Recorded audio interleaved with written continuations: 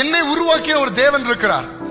என் சூழ்நிலையை திருப்பி போட, நான் பிறந்தது நாள்ல இருந்து இந்த நாள் வரைக்கும் நான் அனுபவித்த எல்லா அவமானங்களையும் துக்கங்களையும் முற்றிலுமாய் எடுத்து மாற்றி போட்டு என் வாழ்க்கைக்கு ஒரு புதிய துவக்கத்தை தர என் தேவன் வல்லமை உள்ளவராக இருக்கிறார் என்பது யாபேஸ் அறிந்தார். அதான் கர்த்தரிலும் கர்த்தருடைய சத்துவத்தின் வல்லமையிலும் பலப்படுங்க.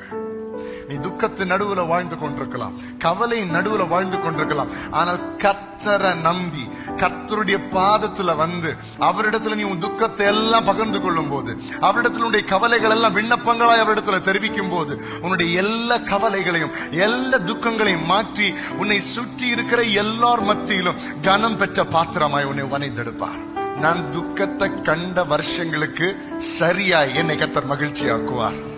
நான் இத்தனை வருஷம் துக்கத்துல இருந்தது உண்மையானா இனி அதே அளவு வருஷம் கர்த்தர் என்ன மகிழ்ச்சியா வைப்பார்.